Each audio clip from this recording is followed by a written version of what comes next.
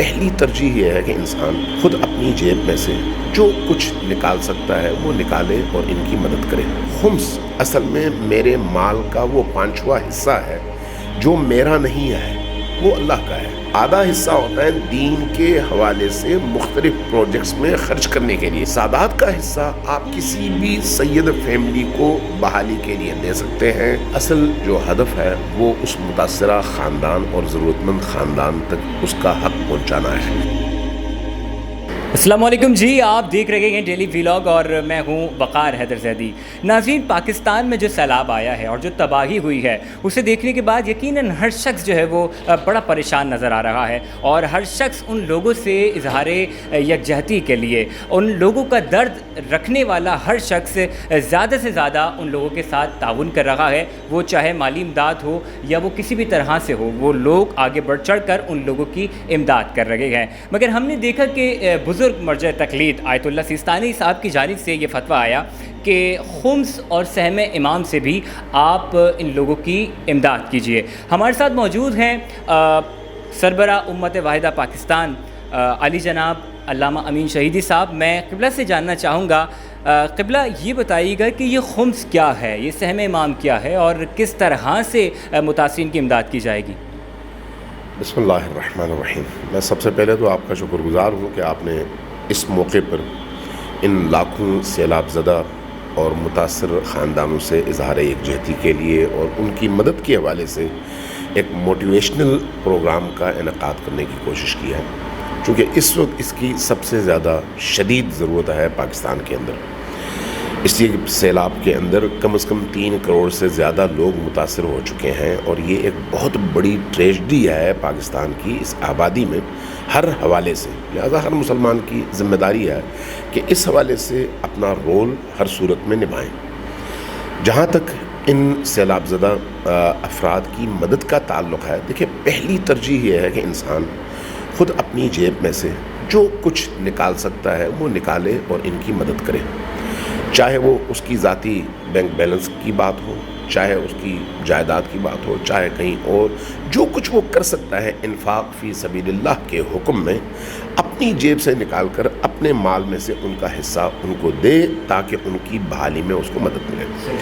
جہاں تک آپ نے خمس کے حوالے سے بات کی، خمس اصل میں میرے مال کا وہ 5واں حصہ ہے جو میرا نہیں ہے، وہ اللہ کا ہے، اور یہ شریعت محمدی کا حکم ہے کہ آپ کے سال کے بچت میں سے آپ اپنا 5واں حصہ یعنی 20% نکالیں اور اللہ کی راہ میں دیں۔ اب وہ جو اللہ کی راہ میں دینے والا 20% ہے، اس میں ملکیت میری نہیں ہے، وہ ملکیت اللہ کی ہے، چونکہ یہ ساری دولت اللہ نے دی ہے، اور دے کر کہا ہے 80 تمہارا 20 میرا۔ یہ جو 20% ہے، یہ جب استعمال کرنے کی بات آئے گی تو وہاں پر ہمیں یا خود رسول اللہ سے اجازت لینی پڑے گی، یا رسول اللہ کے جانشین امام معصوم سے اجازت لینی پڑے گی، یا امام معصوم ہماری نگاہوں کے سامنے نہ ہو تو ان کے نمائندے سے اجازت لینی پڑے گی۔ ان کے جو نمائندے ہیں وہ مکتب اہل البیت کے مطابق فقہا، مراجع تقلید اور مجتہدین ہیں۔ ایک دفعہ اصطلاح آتی ہے خمس، دوسری اصطلاح ہے مال امام۔ ان دونوں میں فرق کیا ہے؟ خمس آپ کا 20% حصہ ہے جو اس کل آپ کی بچت میں سے آپ 20% الگ کرتے ہیں۔ ان کے 2 حصے ہوتے ہیں، اس 20% کے 5ویں حصے کے 2 حصے ہوتے ہیں۔ ان 2 حصوں میں سے آدھا حصہ ہوتا ہے سادات کا، آدھا حصہ ہوتا ہے دین کے حوالے سے مختلف پروجیکٹس میں خرچ کرنے کے لیے، چاہے وہ غریب غربا ہوں، چاہے دین کی ترویج ہو، چاہے مدارس ہوں، چاہے مساجد ہوں، چاہے تبلیغ دین ہو، ان امور کے لیے خرچ کیا جاتا ہے۔ لیکن یہ یا امام کی اجازت ہونی چاہیے رسول اللہ کے بعد، یا امام اگر خود موجود نہیں ہے تو امام کے ان نمائندوں کی اجازت ہونی چاہیے جو مرجع تقلید کہلاتے ہیں اور مجتہد جامع الشرائط کہلاتے ہیں۔ لہٰذا اب اس مسئلے میں آیت اللہ خامنائی کی طرف سے بھی اجازت آئی ہے اور آیت اللہ سیستانی کی طرف سے بھی اجازت آئی ہے، لیکن آیت اللہ سیستانی کی طرف سے 2 طرح کی چیزیں ہیں جس کی طرف لوگوں کی توجہ نہیں ہے۔ پہلی چیز تو یہ ہے جو سادات کا حصہ ہے، جو اس 20% میں سے آدھا سادات کا حصہ آپ کسی بھی سید فیملی کو بحالی کے لیے دے سکتے ہیں، اس کی مدد کر سکتے ہیں، اس میں کسی نئے اجازے کی ضرورت ہے ہی نہیں۔ وہ جو مال امام ہے، جو سہم سادات کے مقابلے میں سہم امام کہا جاتا ہے جس کو، اس میں انہوں نے نصف کی اجازت دیا یا 2/3 کی اجازت دی ہے کہ بھئی آپ اس میں سے فرض کریں اگر 100 روپے ہیں تو 100 میں سے 2/3 حصہ وہ آپ نکال کر ان غریب غربا میں اور ان محتاجوں میں آپ تقسیم کر سکتے ہیں تاکہ ان کی زندگی بحال ہو سکے.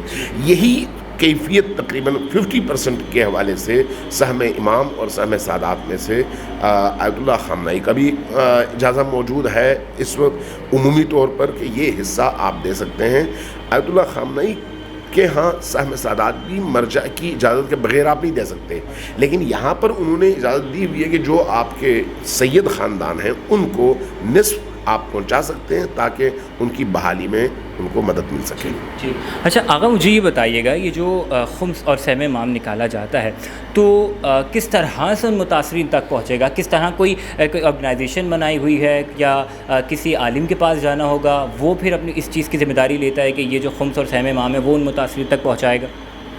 دیکھیے اصل جو ہدف ہے وہ اس متاثرہ خاندان اور ضرورت مند خاندان تک اس کا حق پہنچانا ہے. اصل ہدف یہ ہے, چاہے آپ کسی عالم کے ذریعے پہنچائیں چاہے آپ کسی آرگنائزیشن کے ذریعے پہنچائیں, لیکن اس کو یقینی بنائیں اور کنفرم کریں کہ وہ حق اس تک پہنچنا چاہیے. اگر عالم ہو لیکن درمیان میں وہ دبا لے اور پہنچائے نہیں تو آپ ذمہ دار ہیں. آرگنائزیشن ہو درمیان میں دبا لے اور نہ پہنچائے تو آپ ذمہ دار ہیں. اس لیے اصل ہدف پہنچانا ہے.